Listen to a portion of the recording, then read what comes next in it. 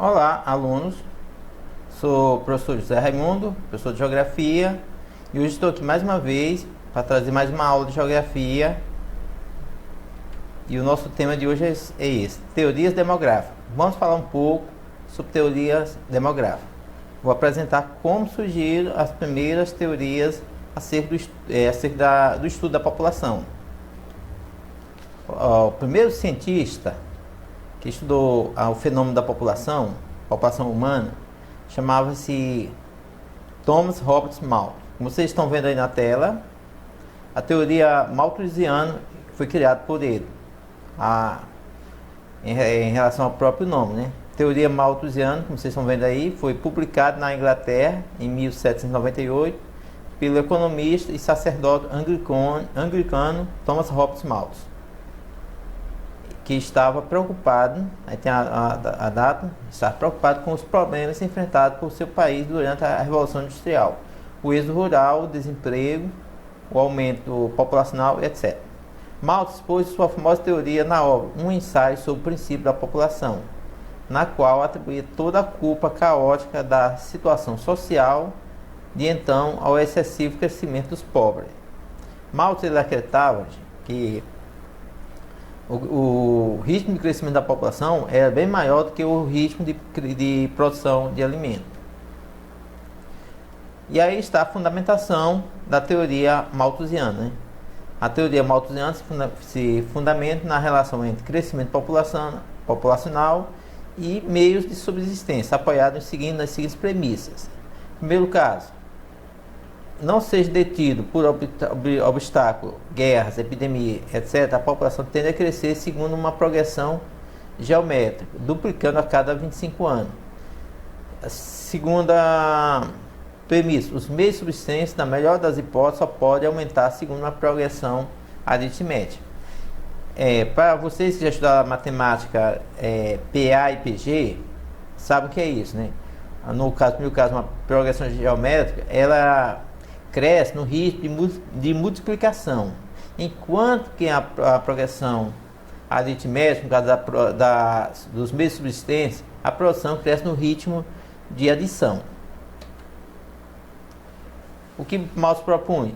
A erradicação da pobreza e da fome por meios de controle da natalidade e outras medidas, como casamento tardio, números de filhos compatíveis com os recursos dos pais, etc.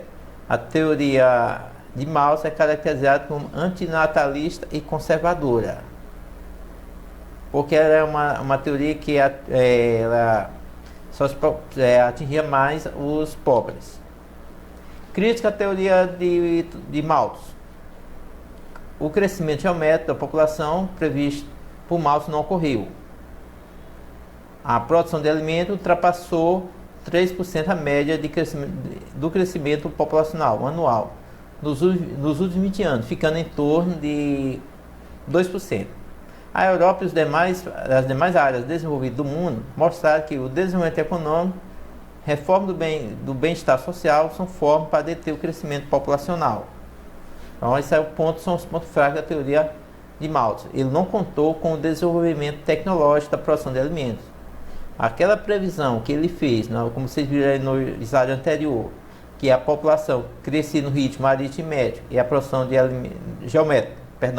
população crescia no ritmo geométrico e a produção de alimentos no ritmo aritmético, ela não se confirmou porque veio a revolução tecnológica da Revolução Industrial e mostrou que a produção de alimentos é bem maior do que o crescimento populacional. Mais crítica a teorias de Malthus.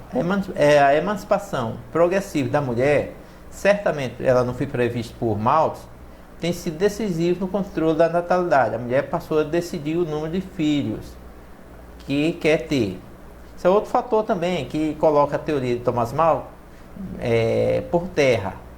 Refuta a inserção da mulher nos meios produtivos e a liberdade de natalidade dessa mulher, diminuiu-se a quantidade de filhos.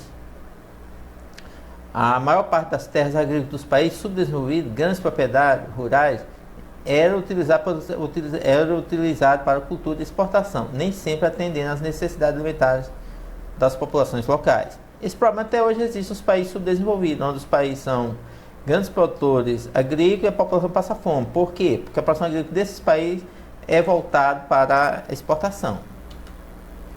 Continuando a nossa crítica à teoria de Malthus, o desenvolvimento científico e tecnológico ocorrido no campo da agropecuária e da genética tornou-se possível produzir alimentos suficientes para suprir as necessidades de toda a humanidade. Bom, isso eu já falei, que a revolução tecnológica na agricultura e na pecuária possibilitou o aumento da produção de alimentos. Bom, teoria neomalthusiana. Aí ela vai, como a teoria malthusiana foi refutada, vem a teoria neomalthusiana. Essa é uma teoria que ela surgiu no pós-Segunda Guerra Mundial. Como vocês estão vendo aí na tela. A explosão demográfica do período pós-Segunda Guerra Mundial ressuscitou as ideias de Malthus, conhecido como neomalthusiano ou alarmista. Os adeptos dessa teoria assumiram as novas posturas e aprimoraram. O que defendia os neomalthusianos? Atribuía a culpa pela situação de miséria dos países subdesenvolvidos ao acelerado crescimento populacional. Concordava que a agricultura era capaz de produzir alimentos suficientes para todos, defendiam programas rígidos e oficiais de controle da natalidade, em geral rotulado de planejamento familiar, como o emprego de diversos métodos e pílulas anticoncepcionais, ligadores de trompa, DIU, e o aborto e a vasectomia. E outros métodos cirúrgicos. Então, são os pontos, as premissas dos neomalthusianos. Também percebo que, mais uma vez, ela está voltada para os pobres. Coloca a culpa na pobreza dos pobres. Aí vem a teoria reformista ou teoria marxista. As teorias reformistas, que atualmente são as mais aceitas, que encontram fundamento, os reformistas que defendem teorias demográficas marxistas, ao contrário dos neomalthusianos, consideram que a própria miséria como sendo responsável pelo acelerado crescimento da população. Aqui, caros alunos, os reformistas eles explicam que quanto mais uma sociedade tem um melhor IDH, menos filhos as mulheres dessa sociedade tendem a ter. E aí consegue a explicação, por exemplo, quanto maior é o índice de instrução acadêmica, formação das mulheres, menos filhos elas têm. Isso não impede que uma mulher que tenha uma formação tenha 10 filhos, que a questão não é essa, não é a quantidade de filhos que a mulher possa ter ou queira ter, certo? É o acesso ao controle que essa mulher precisa ter, que o homem também, não é questão só da mulher, mas da sociedade. E um exemplo desse controle é o Japão. O Japão nunca impôs um planejamento obrigatório, mas a própria inserção socioeconômica da mulher no Japão fez com que a natalidade do Japão hoje esteja em crescimento negativo, cada ano menos filhos. O que defende os reformistas? A necessidade de reforma socioeconômica que permite a elevação do padrão de vida, a melhoria da distribuição de renda e de alimentos, o aumento da escolaridade que resultaria no planejamento familiar e na diminuição da natalidade do crescimento vegetativo. Isso é o que eu acabei de falar para vocês. A melhoria das condições sociais levam a esses resultados. Teoria eco-malthusiana. Ela vai ser bem recente. Ela está um pouco confusa até para os próprios professores. No contexto da teoria neomalthusiana surge a teoria eco-malthusiana, que utiliza uma argumentação de cunho ecológico ou ambiental, ressaltando o quanto o crescimento populacional pressiona o ambiente natural. Certo? Essa é uma reformulação da teoria neomalthusiana, usando como pano de fundo, vamos chamar assim de pano de fundo, a questão ecológica e ambiental. Diz o seguinte: temos que controlar o crescimento populacional pela questão ambiental e ecológica, não pela questão social. O que defende os eco-malthusianos? O crescimento o grande crescimento populacional intensifica a utilização dos recursos naturais para garantir o abastecimento da população, provocando grandes problemas ambientais. O controle populacional dos países pobres, localizados em sua maioria na zona intertropical, justifica-se pela necessidade de preservar a riquíssima biodiversidade dos ecossistemas tropicais, pois, segundo eles, o crescimento desses países sufoca o ambiente natural. Essa questão aqui, gente, não estou em nenhum momento dizendo que não se deve ter uma exploração ambiental. Essa questão da população, nesse contexto dos ecomalthusianos, novamente volta para cima dos pobres e tentando colocar os pobres como os culpados de todos os problemas. E aí utilizam um argumento da questão ambiental, mas esquece, por exemplo, do consumismo. Por quê? Pegar o exemplo do consumismo norte-americano, que a quantidade de alimentos que os norte-americanos desperdiçam todos os dias daria para alimentar muitos habitantes, muitas pessoas dos países subdesenvolvidos, da América Latina e da África ou da Ásia.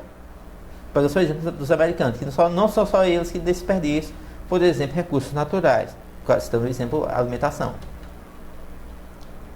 Contradição da teoria ecomalthusiana. Vale lembrar que os grandes devastadores das florestas tropicais e de muitos outros ecossistemas foram os países ricos ao longo do processo de colonização na Ásia, África e América Latina. Aqui nós temos um exemplo que quem desmatou a Mata Atlântica no Brasil não foram os brasileiros, mas o capitalismo do período colonial, e que continua até hoje. E é isso aí, gente. Olha, está aí o resumo. A teoria malthusiana é o argumento da população versus alimento. A teoria neomalthusiana, população versus desenvolvimento econômico. Teoria reformista, população e distribuição de renda. E teoria ecomalthusiana, população e recursos naturais. Nossa referência. E muito obrigado a todos, certo? Espero que vocês estudem mais. Pesquise outras fontes, outros vídeos. A internet tem vários vídeos. Procurem textos que tenham uma boa fundamentação, porque hoje nós estamos em época de notícias falsas e pode ter informações distorcidas. Um abraço a todos e obrigado.